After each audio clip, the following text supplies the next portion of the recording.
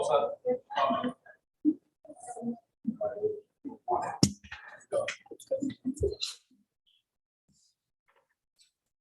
set?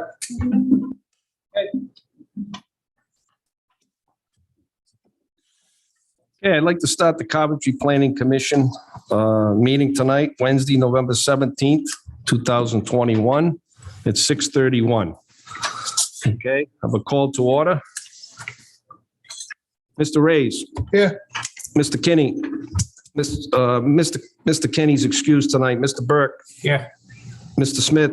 Here. Mr. Anderson. Here. Mr. Mattson. Here. Secretary Lukowitz is excused tonight. Vice Chairman Kalunian. Here. And Chairman Flynn is here. We have a quorum, 7 out of 9. Emergency evacuation instructions, doors behind you, go out from the left to the right, out into the foyer. Okay, if we could stand for the Pledge of Allegiance, please. I pledge allegiance To the flag of the United States of America and to the republic which stands one nation under God, indivisible, with liberty and justice for all. Okay, before we start, I'd like to make a quick announcement. Anybody here for Boyd Brook Town Farm Road, it is continued to December 15th. Also, I'm going to ask for a motion. I'm going to move the agenda around a little bit. As I have to recuse myself on a couple of things tonight. So I'm going to move 10.1 right after 7.1. Could I have a motion, please? So moved. I have a motion by Mr. Kalunian. Do I have a second? Second. Second by Mr. Mattson. All those in favor? Aye. Okay, thank you.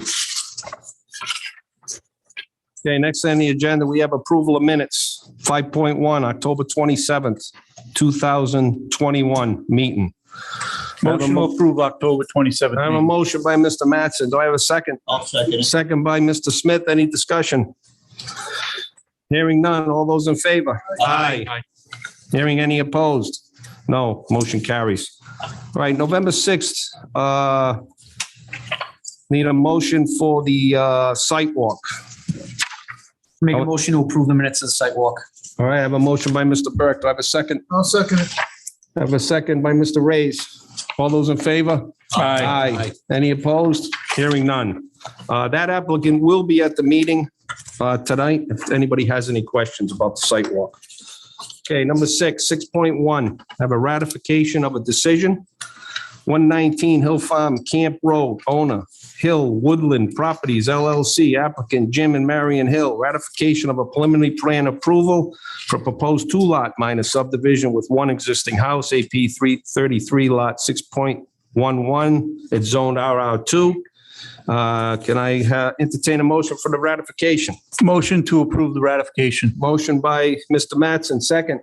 Second. Second by Mr. Reyes. All those in favor? Aye. Okay, that ratification that motion is ratified. 6.2, Iaconoli plat, owner Marcelo and Melinda Iaconoli, applicant Richard Colo. Ratification of preliminary plan approval for proposed 2-lot minor subdivision with one existing home. AP 72 lots 51.1 zone R20. And the address is 168 Reed Avenue and Rainville Avenue. Entertain a motion for the ratification. Motion to approve the ratification. I have a motion by Mr. Mattson, second. I'll second A second by Mr. Smith. All those in favor? Aye. Any opposed? Motion is carried.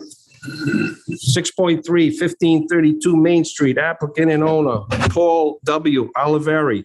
Ratification of a development plan review for special use permit to reestablish an existing drive-through at properties AP 60, lot 11, zone VRC, address 1532 Main Street. Entertain a motion for the ratification. I'll motion to ratify. I have a motion by Mr. Reyes. Second. Second by Mr. Mattson. All those in favor? Aye. Any opposed? Hearing none, motion carries.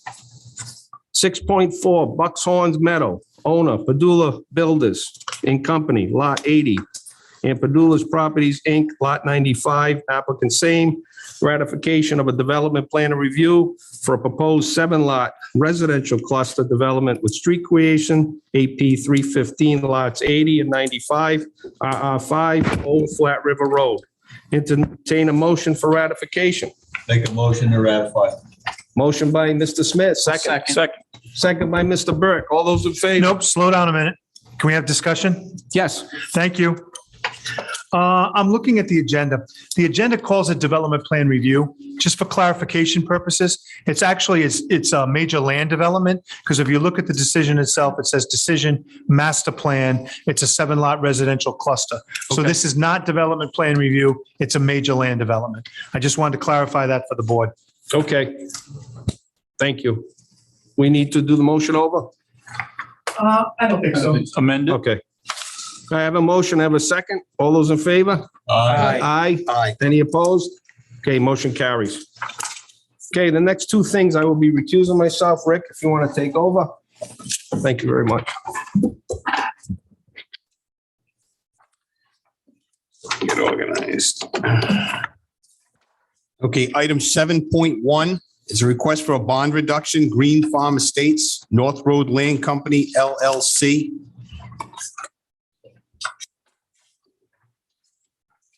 Applicant's the same. The request for a reduction of bond amounts for the approved 17-lot residential single-family major subdivision with street creation, assessors plat 24, lots 26 and 31 in the R20 zone located off Old North Road.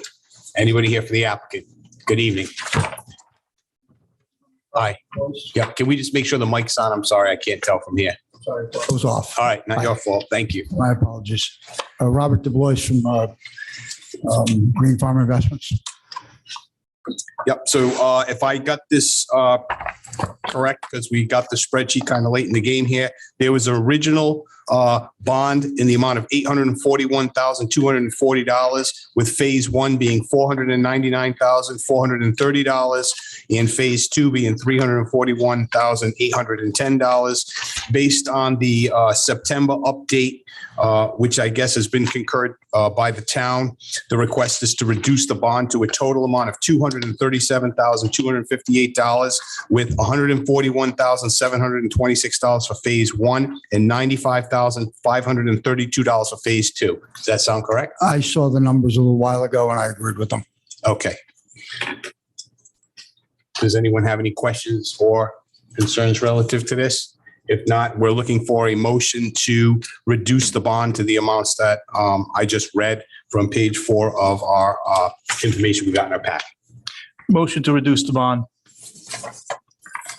Do I have a second? I'll second it. Okay, I have a motion by Member Mattson and a second by Member Reyes. Any discussion? Hearing none. All in favor? Aye. Do I have any opposed? Motion carries unanimous. Thank you. Thank you. Okay, next item, 10.1. This is a, let's see here, an establishment of a maintenance period for 30 lots residential subdivision cluster development, assessors plat 76, lot 1, Ironwood Land Company, located at Luber Road and Ironwood Drive. And we got something, I think via email yesterday and handed out tonight, which includes some correspondence from the town engineer, as well as, which I guess is an inspection report and a memorandum. And if I'm not mistaken, so the issue before us is to approve the maintenance period and review or take into account the conditions that are outlined. Yeah, Mr. Chairman, Robert DuBois again from D2 Homes. I'm familiar with the correspondence that you're referring to, but I actually just became familiar with it last night when it was forwarded to me from a friend in town. That's two of us. I have not, short of that, I still would not have seen this. So I've been trying to get on this agenda for this maintenance bond since July. I know some of the comments referred to issues with the as-built drawings. We submitted those as-built drawings. I've got dates here. Once on July 19th, another time on September 8th. Still have not received a response back. All the other issues related to items outstanding, they're really minuscule in nature. We were out there this summer putting down the top coat of asphalt. The town engineer was through. He gave us an entire punch list. To the best of my knowledge, all of those items were done. So where these other items are coming from and why, I'm not quite sure. But I'm more than happy to address them. We're going into a maintenance period. By no means, I've got to guarantee the improvements. Some of these things can't be done until the spring at this point in time. It involves landscaping, that type of stuff. So, I'm on the hook for all the items, and we're getting down to a 20% bond that's, going to go on for 2 years. I've got no problem doing them. I just don't want to hold up this issue on it. Right. Now, the maintenance agreement, I assume that's a standard form because we don't get that in our packet, correct? Right. All right. So if I'm not mistaken, and you may or may not concur, I think you concur based on what you just said, is that you did just get the information as we did. You don't have an issue with the maintenance agreement and period beginning on October 1st if it's subject to resolving whatever these outstanding issues are. Yeah, I was up there today. I took a look at them. They're minor issues. I understand their concern. You guys don't want any issues, but they're very easy to resolve. Yep. Okay. And including the one that kind of caught my eye was, I guess the town is going to monitor the conditions at 37 Chandler Drive just to make sure that there's not a recurring issue at that point. And if there is, then you'd agree to fix it. That's an issue that my engineer and the town engineer have been dealing with. My engineer firmly claims that the water problem that gentleman has been going on for as long as that property has existed, that our drainage design on the entire property has lessened the amount of water going to him. So I'm not sure what the resolution is to it because the engineering that we've got doesn't lie. I mean, we're sending less water than he had before. Yeah. And I'm not in a position to argue that. I just when I read through this, it does appear that most of them are just things that could easily be addressed over the course of the next few months or year. But that was the only one. And as you indicated, that there's some type of a dispute there. But I don't believe that gentleman has owned that property, I believe, since about 2017. So I'm not sure if he's even aware of the history, and I'm not saying I'm aware of the history, but the engineering suggests that he's been getting a certain amount of water and we've lessened that amount. Drainage is a tricky thing. So at this point, if I could, have the other members have a chance to look through this? Does anyone have any questions or concerns for the applicant? No. This is the first I've seen it tonight. This is brand new. Yeah. I like the There's not much time, but I'll take a look at it. Well, the only thing I will throw out there is that it was not the intent of, at least, and correct me if I'm wrong, of the town engineer to hold up the maintenance agreement, because the quicker that starts, the better. He's obligated to start the maintenance sooner. If we table this for a month, then that agreement just sits in limbo. These items are not going to be corrected within the next month. The question was, do we have enough of a comprehensive list from the town to stipulate that the maintenance agreement, when it's entered into, come with the following conditions that are outlined in his memos. And I'm not saying that we have to read over every single one, but I think what we're attempting to do here is allow them to move forward with the maintenance agreement with the understanding that what the town engineer has identified will be resolved, and that these are going to be the conditions of approval within that period. Mr. Chairman, I don't have a problem stipulating that. Does that sound? That's exactly what I would have said. Yes. Okay. I'm good with that. Yeah. So if that's the case, I'll entertain a motion to that effect if someone wishes to make one. Mr. Vice Chair, I'll make a motion to move forward with this maintenance agreement.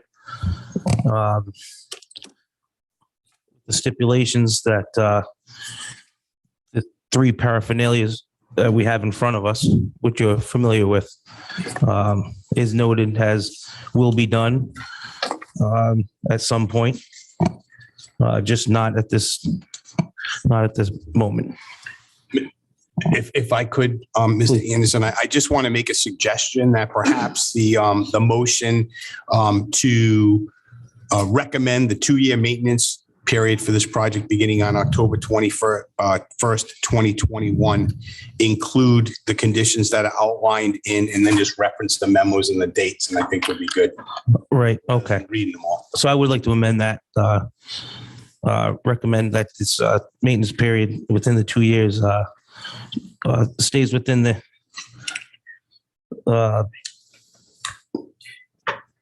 well, just contains the memorandum from date of 9/27, Whitetail Estates of Ironwood, with the purpose of review as built plan submitted by William Anthony Excavating. There are 8 items there, which I don't believe I need to read. Vice Chair, is that accurate? Right, we have the review of the as-built plans dated 9/27. Correct. 8 items, yes. And And we then- also have, yeah, go ahead. Yeah, and then we have the 3 items of to Russell Crossman from Bruce Hagerman, the town engineer, on October 4th, 2021, Whitetail Estates. There's 3 items there. Deficiencies and comments, attached project completion inspection report be corrected and addressed by the developer, the Ironwood Land Company. 2, the comments on the has-built plans noted in the attached memorandum shall be addressed by the developer of Ironwood Land Company. And of course, I don't know where this is going to go, but the stormwater situation be figured at some point with the runoff project to be just at the mitigation measures to prevent and solve any sort of discrepancies that appear to be caused by poor runoff.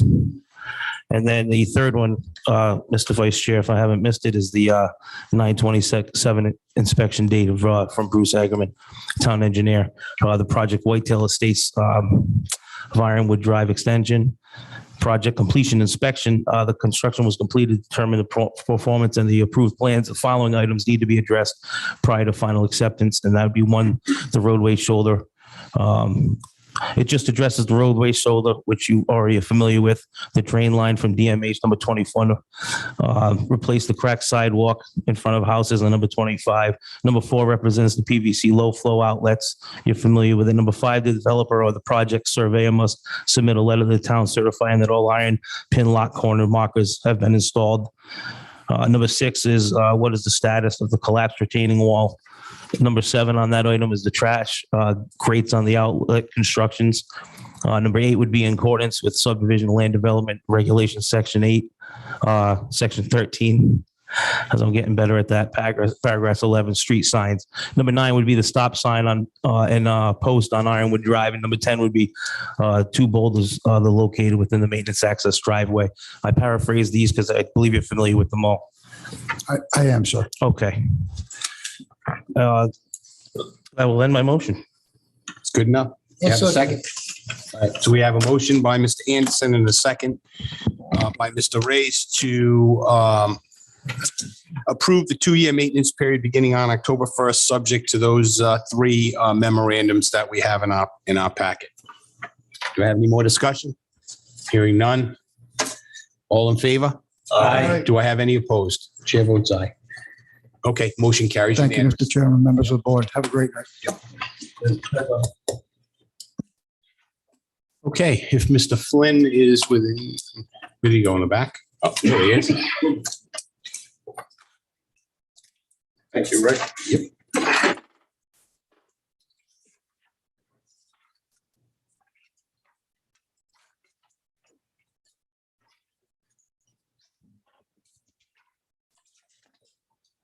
Okay, next on the agenda, recommendation to zoning for special use permit 8.1, recommendation to zoning. Angelino, owners, applicants, Antonio Angelino and Cheryl Angelino. Applicant is seeking a special use permit to legalize an existing 2-family residential dwelling, AP 104, Lot 84, Zone, Lot 85, Zone R20, and the address is 562 Main Street. Anybody here representing the applicant? Come on up. Name and address for the record, please. Good evening. Good on? Yeah. My name is Antonio Angelino. I live at 8 Kylie Way, Coventry, Rhode Island. And I own the residence. at 562 Okay. Main Street. So if you just want to explain to the board what you're doing, what you're trying to do? Yeah, what I'm trying to do is make a simple duplex. I have my son who lives there and another person. So we're just going to try to divide it and make it a duplex, 1 bedroom and a 2 bedroom.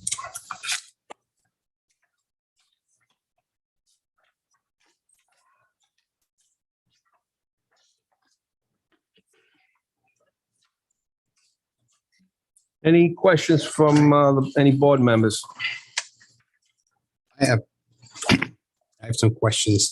Go ahead, Rick. I get confused because I've been by there, but this was this house either rehabilitated or built recently? It was built in, actually, I purchased the home in, I want to say 2005, and it's been there, all brand new permits, as you could see it on the board, on the TV. All that's new.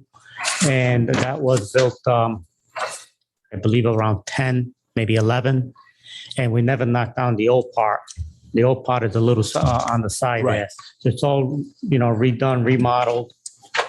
Basically, the house is brand new. Right. So that's the house I thought it was. I used to Yeah. go walking by there. So when you purchased the house in 2005, was it a 2-unit dwelling at that time? No, all it was that little tiny one. So it was a before the single rental. family dwelling and then you constructed it. Yes, I 2-unit? constructed as a 1-family unit. And then, I needed a place for my son to live, and I refurbished the little part into like an in-law Right. apartment. Okay. So what precipitates this request now to make it a 2-family versus an in-law? Well, to make it legal, because, it is separated with the new existing, with the old existing. Rick, in order to be an in-law, he would have to reside here. Mr. Right. Angelino lives on Tiley Way. Right. He has no plans to live there. So that's why he wanted to make it a 2-family. Did you ever live there? I did at one time, yes. Okay. So he moved out, somebody else moved in, then it became basically, Not an in-law anymore. Yes, right. That That's makes what I'm just trying to get the history. yes, And again, this is only a recommendation to the zoning board. They're the ones that Yes. I think of course. correct will have the Yes. issue. So, okay, I just kind of wanted to flush that out. It's not like this has been that way, for hundreds of years. It was kind of creative, but okay, that's it, Mr. Chairman. Looks nice, by the way. Thank you. Anybody else have any questions for the applicant? Just curious, this already does have separate electrical and separate everything? No, it doesn't. I will work on the recommendation of planning to make all those changes as we go along. It's basically sharing 1 meter and 1 boiler system. Building official has gone out. Yes. He gave him a punch list of things that he's going to have to do to turn this into a legitimate, a 2-family. And one would be, another meter. And I'm sure, I haven't seen that list, but he's been working with the building official. Yep. I can motion that the building inspector came out. We walked through the whole house. He says we're almost there, except, making the divisions of the utility meter. You did say, you don't really have to have 2 furnaces. He goes, 1 is good, but you have to maintain temperature, stuff like that. And a couple of fire doors. We're already in compliance with some fire doors from the garage to the units. And he wanted me to move another door back right at the split entry. And all that stuff is really a small punch list in order for me to get it done. Are there any other multifamilies over there in that area other than Riverview, which I know is like 2 In the blocks back. to the north? And around, yes. I'm sorry? In the back of the property, the other Button Street, there's a Yeah. couple of duplexes there, yes. Behind the old Harris Mill, Victor Electric. Right. Yep. But this is further down. Okay. All right. So like Mr. Colonian said, it's not so much putting the cart before the horse. The zoning we're just looking for a recommendation as we review it and heard it to go to zoning. Correct. Okay.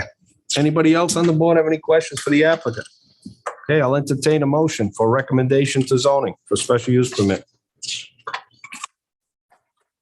Mr. Chairman, I'll make a favorable recommendation to the zoning board to approve this as a 2-family, subject to the approval of the building, assuming that he meets all the conditions that's set forth by the building inspector to make it totally a legal 2-family once he gets it, if he gets it. Okay, I have a motion. Do I have a second? I'll second that. And second by Mr. Smith. Any other discussion? All those in favor? Aye. Any opposed? Motion carries. Good luck. Thank you, board. I appreciate it. Thank you.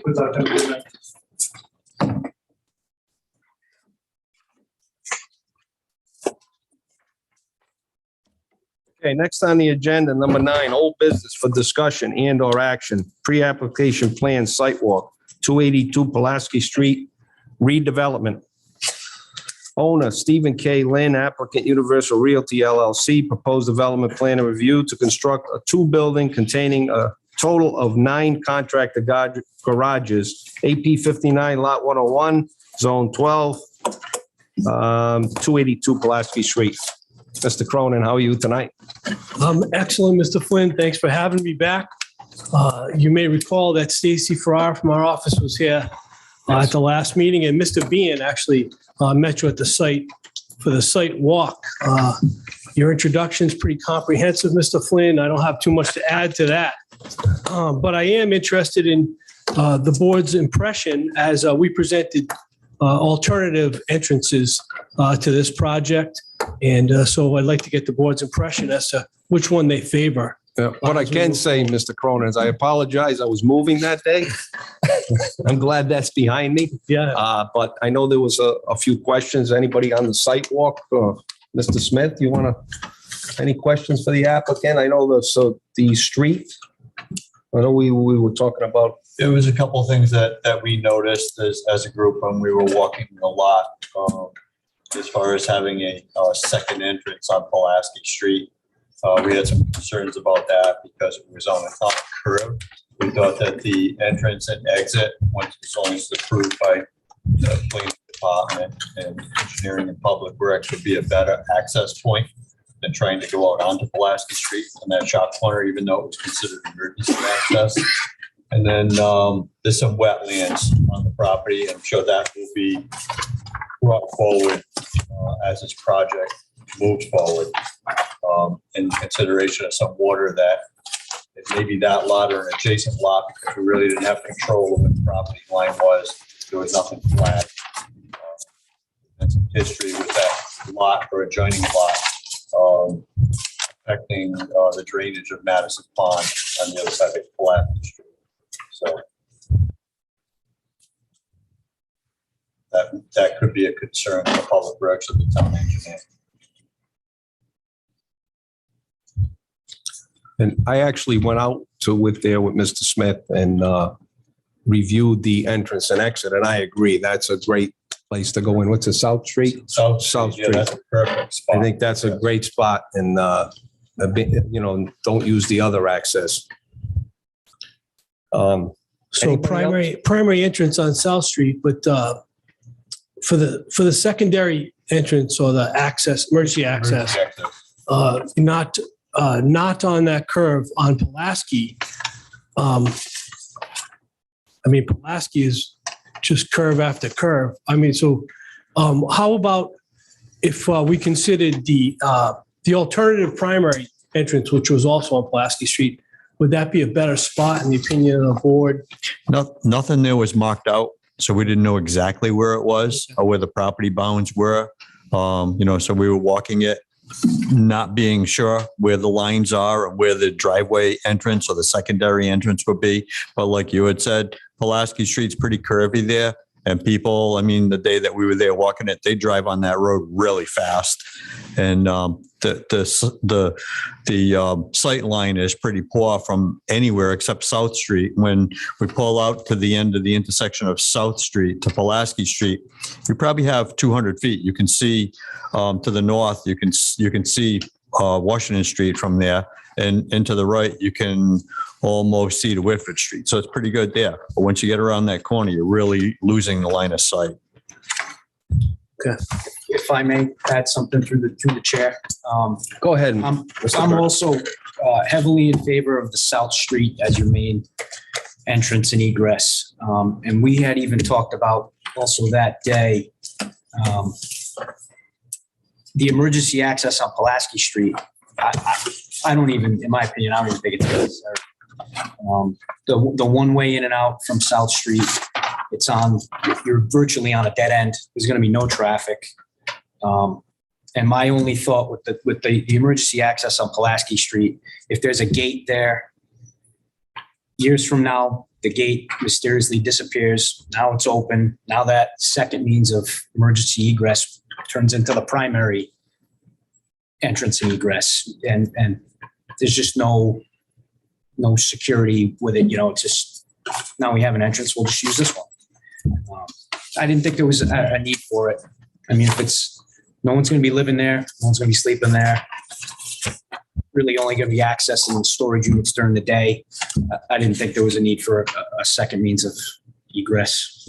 If you could eliminate it, I'd be open to that. If you don't want to put it in the plan, I'd be fine with that. Unless there's a reason for another reason for you to have it. Well, the fire code. The fire code requires it? Would call for it where you can't make a turn radius with the trucks. Okay. That's why it's on the plan. So we could speak to the fire marshal as to his thoughts on changing or removing that access. For the reasons you've indicated. Yeah, I thought South Street was plenty sufficient. And from this, a fire truck coming from Coventry, coming down Pulaski Street, would never be able to make the turn going into the emergency access. South Street would be so much easier. Yeah, they try to, as a general rule, they try to avoid backing up the fire trucks. So that's, why we include these emergency access points. Not so much to get in, but to get out. But we can work on that. That's I think if the fire department wants that gated access, then I wouldn't have a problem at all with it. I know if you go out westerly out of south, you can go down a little ways and hook a right and go back out onto 117 too also, correct? Instead of going out onto Pulaski, you could. If you can continue, yes. Yes. It turns into somewhat of more of a parking lot than a street, but it is actually South Street. Yes. Mr. Anderson, you had a question? Oh, yes. So yeah, Tom, we were pretty much all in unison on that. Even Mr. Bean just probably had it made sense at the time. We were looking at it, discussing it pretty largely. I mean, that's what is at the northeast corner that we pretty much have it now. The emergency gate, I would think. That's the southeast corner. South. Oh. But regardless, I mean, if you have to have one, I don't think it's going to be used much. The South Street was a no-brainer. I mean, even Mr. Bean, I wish he was here. It just seemed to make sense. And then the only other thing, because we can beat that to death, was just leave as much, as much frontage in the, as many trees and buffer as you can, without taking anything down. I've got to figure it's going to be a 35-foot building or about whatever code is going to push that. So. Yeah, we do. As much buffer as you can leave, right? We're going to try to leave. We discussed that also. On Pulaski Street. Yes. Yeah. There's no setback requests. Right. So they'll be placed properly, but I understand what you're saying. Yeah. I think the drawing even showed that as is better than taking more. Okay. I think it's a great spot for it myself. It's zoned for that. And I think it's very, very minor things that you have to do to make this work. Okay. Anybody else on the board have any questions? Yeah, I just Go ahead, have a Rick. couple of things. And again, it's just food for thought. I don't have a preference one way or the other on the emergency access, but I did have a project that wasn't necessarily something that came before this board. And as you pointed out, sometimes 3 fire trucks show up. They may or may not all be needed, but then when one of them tries to get out, they'd like to be able to just continue on without jamming up the parking lot. So that may be required. And also, I was not on the site walk because I was out of town that day. However, just my review of the plans, given that this is industrial and we've got residential on Pulaski Street, for that reason, I preferred the primary means of entering and exiting the property from South Street as well. I did have a question though. Now I know it's Pulaski to South Street. A portion of South Street, if I'm not mistaken, was abandoned. Pole Street, and I can't recall if it was a portion or all of North Street. And I know it's a little bit out of this, but I know if you take Pulaski Street now, you could still take a left on North Street and then come out at the light across from the restaurant. Is that still a town street?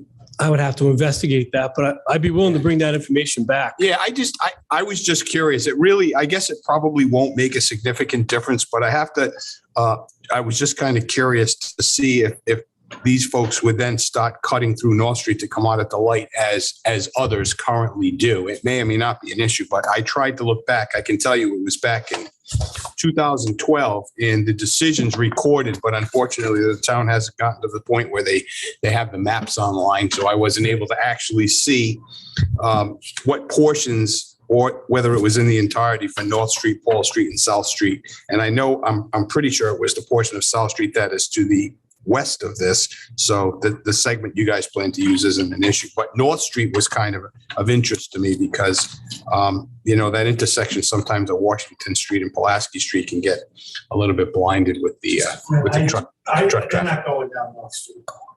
Yeah, What's that? they're not going to be able to utilize North Street. That's a gate. Yeah, it's all gated. That takes you into what used to be Rhode Technologies. It's all private property. They're not going to allow traffic to ingress. Well, I would think so, but I can tell you right now, I've used it within the last 6 months. You can And just, you went through the gate with the guard? there's no gate. You just go right. You just go right. You can come in from Pulaski Street, take a left on North Street and a right on that and come out at the light. Further, Well, there's a guard shack right here. so North Street it's actually This is north. correct, but I believe Mr. Columbian is further to the north. It's directly parallel with the bike path below that red line. You can drive through there. Oh, he cut through the parking lot. Oh, is it oh, I see. So that must be it. Okay. That's a All right. parking lot. This Okay. is the right of way. for Yeah. the, Sorry, I didn't have an aerial. I have the 2015 assessors Street's map in down our here. packet. Yeah. So you- Okay. That's how you. So that was abandoned then, and the parking lot was left open. Okay. All right. Yeah. Yeah. Okay. Oh, that's right. And here's the guard shack. So you never even saw the guard. Don't see No, it. people do it all the time to come out at the light because Pulaski Street. So I was just curious to see what they were using, but it's fine. It has no bearing on this application. It's just for my information only. Thank you. You answered my question actually, so you don't have to do anything, Mr. Cronin. I appreciate that. Thank you. Thank you. Anybody else? Hearing none, I think we're good, Tom. We'll bring it in through South You Street. got that warm fuzzy, you got the warm fuzzy feeling? I'm not trying to start a fight. We'll come in through South Street. All right. Thanks, Tom. Have a good night.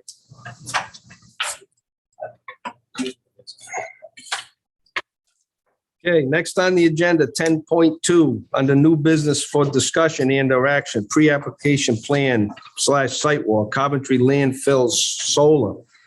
Owner, Town of Coventry, applicant Russ Maymun, ISM Solar, proposed combining of 4 lots and creation of a major solar installation, AP7 Lot 37 and AP15 Lots 96, 97.1 and 97.2 at Zone Business Park, Arnold Road. Hi, Tom. Good evening. Thomas Cronin, 1070 Main Street, Coventry, Rhode Island, for the applicant, Watershed Solar Development. We're here for pre-application on a pretty interesting project for the town. This is the old landfill site on Arnold Road. Currently, it looks like a mini golf course, but it's got a synthetic cover on it, which makes for an interesting opportunity for the town. As Mr. Flynn mentioned, 28.87 acres, zone business park directly adjacent to Arnold Road. There are no structures on the landfill portion of the property. It was capped with the synthetic product in 2020. Before that, it remained vacant for a number of years. The proposal is to install a 4.9 megawatt ground-mounted solar array on the top of the landfill, on the plateau, the flat area on the top. The lot has significant frontage on our road, 1,519 feet, and all vehicular, and utility access will be from Arnold Road. To the east of the property is zoned industrial, it's current Cal Chemical. And to the south is the Center of New England Business Park. To the west is vacant land, also zoned business park. And to the north, across Arnold Road, is a residential area zoned R20. The vehicular access to the proposed site is the same as what exists now. You'll hear throughout the presentation that not too many physical changes can be made to this property. So the access road is the one that exists currently. The solar developer is going to lease the land from the town of Coventry, and the Coventry Town Council is aware of this project, endorses this project, and has approved the agreement. There are a couple of special conditions. Normally, a major solar development, as this board is well aware, would require a special use permit from the zoning board, but because we're building on town property here, the necessity of the special use permit is exempted in the zoning code. We will have to go to zoning after we come back to you for master plan for a variance, because the area on top of the landfill, the usable plateau area on top of the landfill exceeds 15% of lot coverage as the ordinance allows. So we're going to try to use all of that flat area for the benefit of everyone involved. And in order to do that, we'll have to get a variance from zoning. How much does it exceed 15? The current design is 18% lot coverage. So it'll be a 3% waiver, variance request. So the installation, this is the interesting part. So the landfill is capped in 2020 with the synthetic membrane. You can't puncture it, right? That's the deal, right? You can't. It's solid. It doesn't. It's not to be penetrated. So the solar arrays will be ballasted. They'll sit on top of the synthetic material, and they'll have concrete anchors, and they won't penetrate the cap. And the GZA, the engineering firm who did the capping of the landfill, has also been engaged for the purposes of this development in order to maintain the consistency and sanctity of that membrane. Nicole Murkowski from GZA is here with me tonight if you guys have any questions on the engineering. So no significant changes to the current physical site. There is, this is a significant development. Installation of over 10,000 solar panels are anticipated. The finished height of the panels will be less than the 12 feet allowed by the zoning ordinance. They'll be tilted 10 to 15 degrees, and of course, the panels will face south, right? There's no, we're proposing installation of a 7-foot security fence around the solar project, which is shown on the plan submitted. No additional lighting is necessary at the site, so none will be installed. It's anticipated there will be less than minimal traffic after the construction is completed, maintenance checks of the area, and no water or sewer connections are required. So that's the basic idea and proposal. It's a benefit to the town, and it's a use that's consistent with the capping of the landfill. When that agreement was made and the products chosen, a use such as this was anticipated at the time of the capping, and the products that are being proposed are consistent with the manufacturer's requirements with regard to the cap, which kind of makes it all fit together for the town and for the solar development. I don't know if you have any questions for me as to the overall plan, or if you'd like to ask some questions of the developer or the engineer, or how you wish to proceed, but that's the basic story. I just have a comment. I don't think you could find a more appropriate place to put solar array. You're not cutting any trees. I mean, we get beat up on solar arrays, so. And every time they'd say, why don't you put it on the old landfill? So just a comment. I don't have any questions. Agreed. Go ahead. So yeah, finally, we're commercial and industrial business belongs. Love it. So my question was just maybe for the, I guess the developers, what is the target of these things? Is it the 10,500 modules or is it the 4.9 kW? From a business standpoint, I'm just wondering, like, because you're asking for, a relief on the 15%, and these ordinances are put in place, and that would be the only question, the only hiccup that I think we'd have. So I don't know what the target is. Is it the 4.9 or is it because if you take the 3% and you meet your 15, you'll get 4.2 megawatts or something like that. I don't know. I just wonder what the goal is. So the goal is to maximize the wattage on the space available. And that's to the benefit of the town, the arrangement with the town. They get paid more if we can fit a little more in.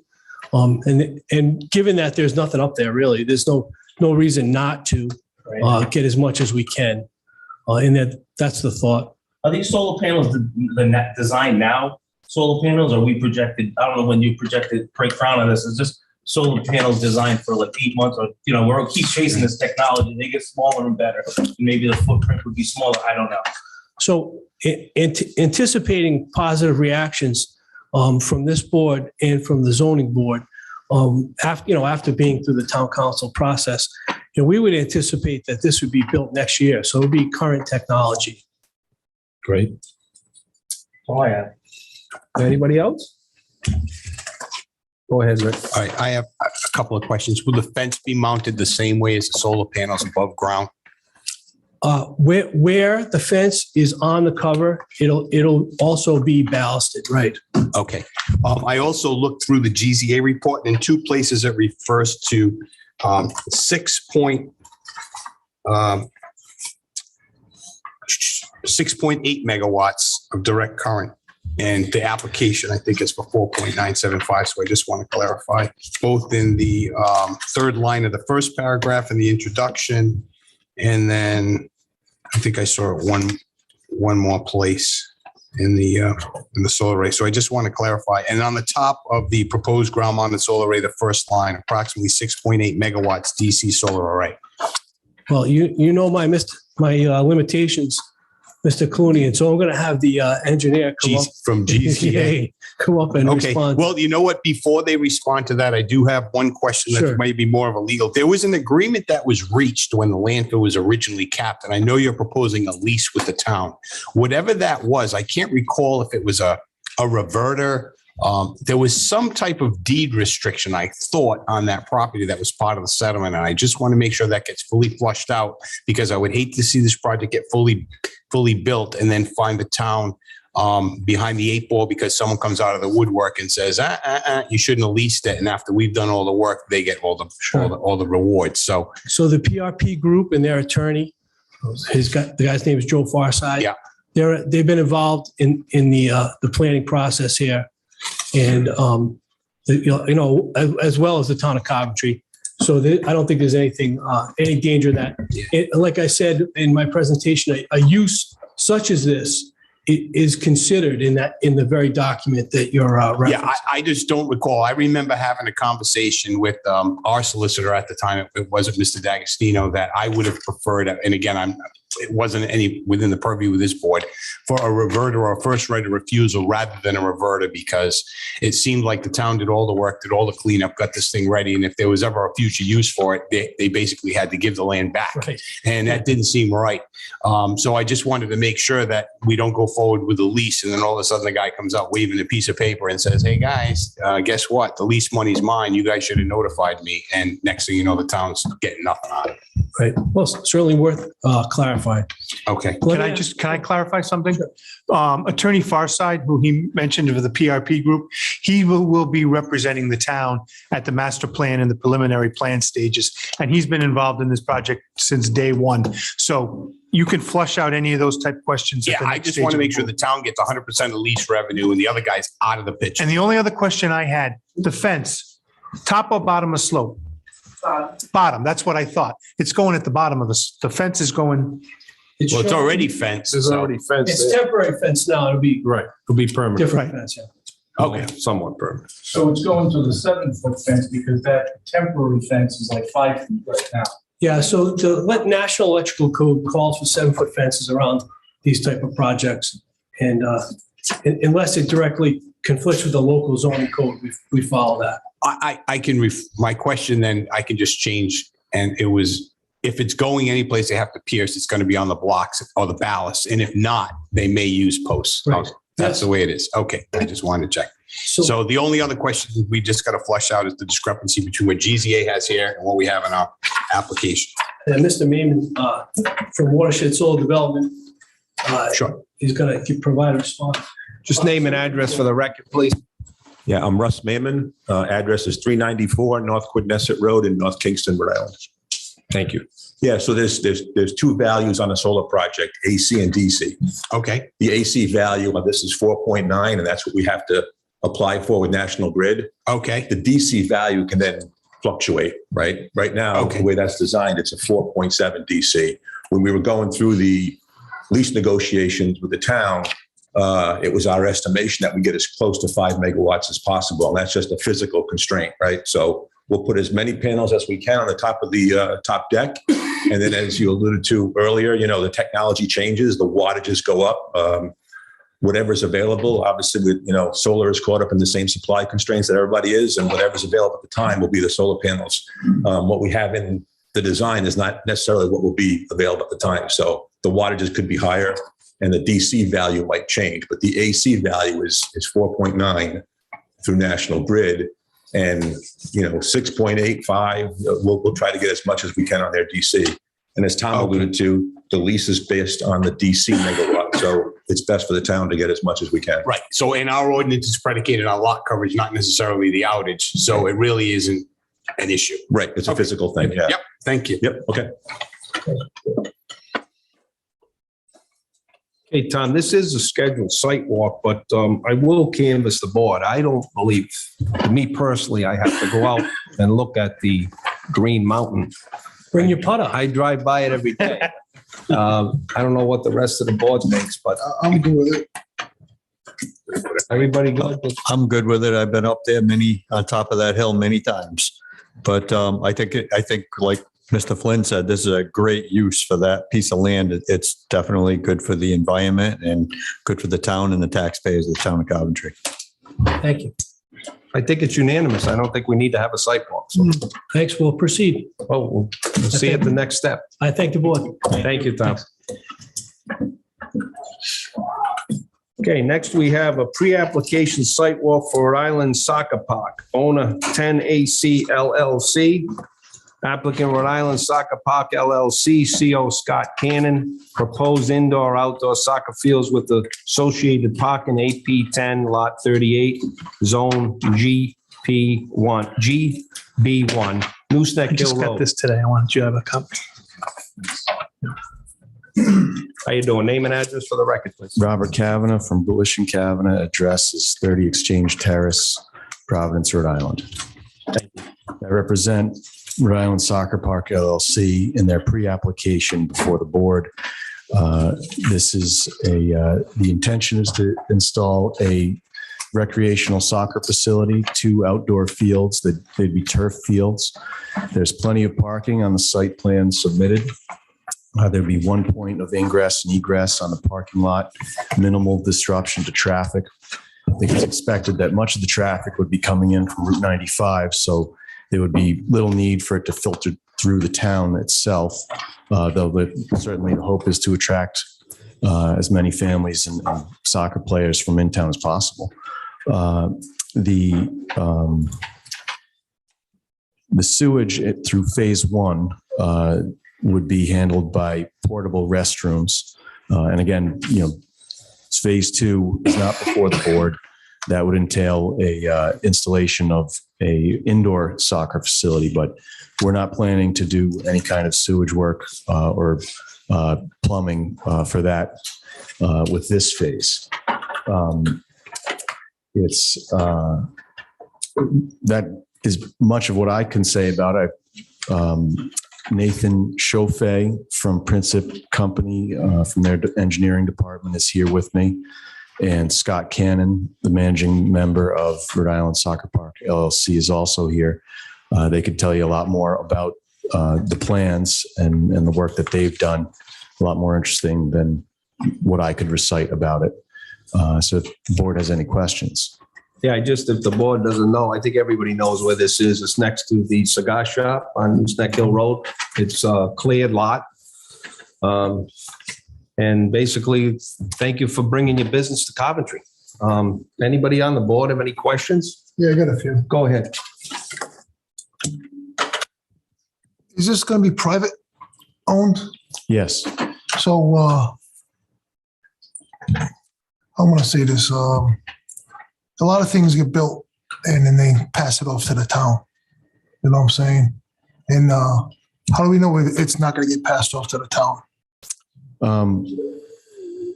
This facility is designed it's being installed to support a soccer program. And this soccer program's been around. And that's the purpose of it. And the investment here is significant. And there's no intention to let this become a ward of the town. Well, we have a soccer program right now, and they do a hell of a job where they're at Flat River Road. Now you're going to take that for them, and they go here. Now we're going to have an empty lot over there. You know what I'm saying? I'm worried about this. This is a private this is a private club, surf. They have 45 teams. They're going to be using these fields for practice. To the best of my knowledge, unless there's time available, these other Coventry soccer leagues aren't going to be using this field. Maybe Scott Cannon can explain it more, but this is for his club. Yeah, I want Yeah. Yeah, sure. Name and address for the record. Hi, everybody. Scott Cannon, 87 Shaw Avenue, Cranston, Rhode Island. Yeah, so the purpose of this is at the moment in Rhode Island, there isn't a facility that's outdoors for private use for youth soccer in the state with 2 fields. So at the moment, I've been running youth soccer clubs in this area for 20 years. We've rented from schools, from towns. There's a field here, there's a field there, and we have 45 teams. So you could imagine the jigsaw of trying to put all that together. So we've been searching for land. I worked a little bit with Russell trying to find some land in the central part of Rhode Island, and this came up and fit perfectly. So in our model, 85% of the rentals will be through Rhode Island Surf, what we already have now. So we attract players from all around the state, southern Massachusetts and southeastern Connecticut. So it would be encompassing the whole, southeastern New England area for people coming in. And so, the 15% that we wouldn't use off the bat, we would be happy to do outreach to the town, at the middle school, high school, lacrosse groups, or anybody like that wanted to come in and help out. So you're doing similar to the indoor sports, the indoor soccer. Similar to that, right? It's a different need, though. So the indoor, the Wide World North up North Smithfield, the Wide World South North Kingstown, and Teamworks are great facilities, but they're indoors. Yeah. And so it's condensed space. Right now, there's no privately held fields for outdoor space. So that's really the need. You answered my question. Yeah. It's a great spot for it, I think. Yeah, I think so. It's right off the highway. You can come right in. Great access. It's centrally located. It's zoned properly. The plans, I don't know if you have any plans, Russell. Yep. What we need fits in perfectly. You can see, Nooseneck Hill's on the left. Savannah's is right above where the parking lot is. And then down the south side would be the 2 soccer fields. The entrance goes in, splits to the right for staff, coaches, referees, things like that. The parking lot left goes to the participants. And then you have 2 full-size soccer fields side by side right there. There's nothing like it in southern New England. So it'd really be a destination place. It would be a landmark thing for the town of Coventry. It'd bring a lot of business into the town. There's a hotel there. We run tournaments. I think it's a perfect location. It could be a really great opportunity. And you're proposing turf Turf with lights. With lights, and then eventually you're gonna cover both fields? No, the lights would cover both fields. No, I thought you said you were gonna dome one on phase 2. Oh, yeah, so that'd That'd be over here. right up there. And in phase 2, we would make, it would be about a half of a soccer field indoors, half a full size indoors. That's what we would like to do for Yeah, phase 2. I love the idea too. Rick could probably speak on this and maybe Chuck, but I was just, at some point, there's gonna be a lot of traffic. I don't know if a street light would ever be necessary, because I was thinking it. Route 3 doesn't have Yeah. that part of Route 3 doesn't have that median, right? So. Yeah, no, that would be a potential issue. The one thing that would make traffic easier, I've driven by there a lot in the evening. Most of our activity is after work hours when a lot of those businesses are closed. We would start practices around 4:35. Those businesses are closing down.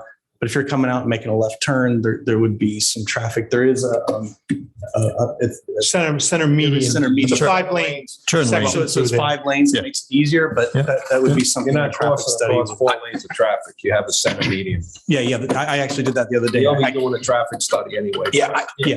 I noted that the needed approval section includes, 3, but I didn't see the Rhode Island Department of Transportation's physical alterations permit. You're going to need a physical alterations permit from DOT, I believe. Yeah, that's above my pay grade. Yeah, we knew that. We discussed that with the applicant. They're aware. So, okay, so they'll address, hopefully they'll address that. No need to address, I just wanted to throw that out there. I'm sure one way or another, you'd end up, whether it was this board or they brought it up.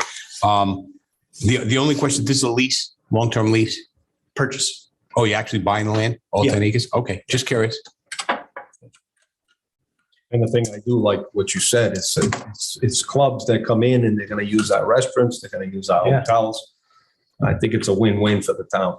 Our running joke is, all the dads are going to be driving the kids to soccer now. So go to cigar shop. Unfortunately, We all wanted to say. Unfortunately, some of the hotels are in West Greenwich. That's a really nice use for that piece of property. That's a win for the town.